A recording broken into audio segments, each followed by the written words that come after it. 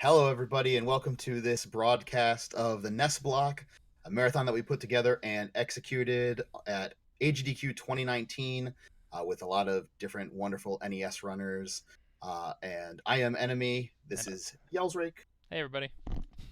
And we just wanted to give you a little bit of the backstory about how this whole thing came together because, yeah, it was kind of on the whim and it was pretty interesting. So, yeah, let us everybody know how it went.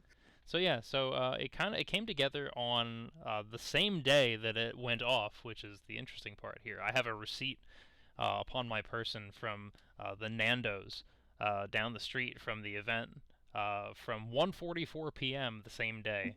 So about 9 or 10 hours before the event actually started, where there were 8 of us sitting at lunch, and our dear friend Headerizer mentioned to us that you guys should do your own nest block, which we thought was a really good idea. We thought about it for a second. That sounds like an amazing idea. So it went from an offhanded comment to before we left the restaurant, we had a Twitch account, Nest Block, which pretty incredible that was available, right? Very, Uh, very incredible. a Twitter account, Nest Block, also available. Um, and we had the Herrero website all set up, and all we needed was equipment and runners. I mean, how hard could that be? Right. Uh, Of which we had none, of which we by had the none. way. Yeah, I mean, apart from ourselves, so we knew we would run That's games, true. We but had some runners, yeah, we but did yeah. have some runners. What it turned into was, we were just entertaining the notion of we wanted to see, just for fun, how many NES games could we play during the Final Fantasy IX run going on at GDQ. Um, and what it turned into was not that. What it turned into was um, 18 hours of runs. Yeah. It went from about 11 p.m. Friday night to 5 p.m. the next day. There were 50 runs total from 41 different runners, and I had to leave partway through to do a volunteer shift. Right. I was not prepared for it to go as long as it did. Um, No, I don't think any of us were. yeah. But it was quite a thing, and it's amazing. I feel like it is just the ultimate expression of just how cool the NES community is. You come up with an idea, and everybody's like, "I want to do that." And we had a bunch of people because we did it on such short notice, and because it ran overnight, that they were just like, "I would love to do this, but." I need sleep, or I'm leaving in the morning, or there were lots of different people. So I mean, it could have been even bigger with like the remotest amount of planning, which we didn't do Yeah. because we had just thought of it earlier that day. Right. Um, but yeah, so we turned our efforts to trying to make sure that we had everything that we needed. So because none of us had a capture card, none of us had a laptop handy, so we had to borrow things from other folks. So um, shout outs to Papat Dot for letting us borrow his laptop to capture the entire event. And a shout out to Ellipsis for letting us borrow his capture card, which I couldn't configure properly, not his fault. And then shout outs to Less and Committed for letting me borrow his capture card, which is the same one that I use, so I already knew how to configure it. um, so yeah, but I mean, so the whole thing came together very rapidly, and as such, certain challenges come into play. And I mean, we just talked about how we had no equipment and no runners, but those weren't the real challenges. The real challenge is the same challenge that every stream or capture encounters, which is audio. I had an $11 headset in my laptop bag that saved us from potentially having no commentary or commentary being overshadowed by just how loud the practice room at AGDQ can be. For those of you that don't normally attend GDQs, it's really loud. There's lots of people in there having a good time. And so, you can't just have like this ambient audio. You'll never hear a thing that you want to hear. However, the $11 headset, true to form, gave us at least $11 worth of value. So while it did pick up the person wearing it, as long as they had the microphone in the right spot, it did not capture as good of commentary as I hoped it would from an adjacent somebody sitting to the left of the microphone, perhaps, because it was on that side, just like it is for me here. I think my picture is flipped, so this is like, trust me, this is my left side.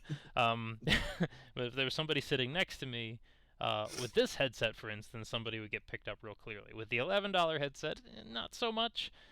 Thankfully, the one game that had really good commentary, uh, I won't say that for sure. I didn't watch every single run. I'm sure lots of them had really good commentary. But the one that I was watching, GT Ace's SMB Warpless run, the Cosmic was sitting next to him giving this amazing commentary. And if the game audio was coming through like it was supposed to, you wouldn't have been able to hear Cosmic at all. Thankfully, we had another problem where the game capture audio for some of the runs was dropped because I forgot about the basic common issue with GV USB 2 capture card, which is it just likes to drop the audio out sometimes, particularly when you're switching games. If you're capturing it directly and not, say, like through the desktop. I mean, everybody who has a GV USB 2 is now nodding furiously and being like, "Yells, why didn't you think about that?" I'm sorry, we put this together in 10 hours. So yeah, there are a handful of runs, mostly at the beginning, and I apologize to those runners who put in all the work to showcase these runs. But the majority of the first 10 runs, the only game audio you're going to hear is whatever the microphone picked up. And then we were able to rectify the situation for the rest of the event, except for, oddly enough, the Rocky and Bullwinkle run. The audio dropped out. I don't know why, but I think the capture card has good taste. And the last run of the day, which was entirely my fault, because I decided that we could run the risk one more time of switching games Yeah, without doing our restart technique that had been working all throughout the night. And lo and behold, the last Marble Madness run has no game audio. So that oh well. there you have it. So You get to hear it 2 other times though. you So. do. So it was run thrice in 3 different That's right. categories. So we're That's still right. yeah, we still have 50 runs, 50 different runs. Yeah. But yes, it is now the most frequently run game at NES Block history. Um, Also, I mean, we had a separate issue, which was a human error issue, where your Ninja Gaiden 2 run isn't there. Um, we know you ran it. I you I, know I remember. Yeah, yeah. it was. I got a 12-19. It was an okay run. There was a little bit of just a couple minor issues with deaths, um, but with my exhaustion level and my rust, I was pretty happy with the 12-19 for Nice. that. Yeah, I mean, I found the pieces around it. I put it together into to a neat Yeah. little package. So hopefully it'll come out okay when we do the rebroadcast in a minute or two. We'll see. Yeah.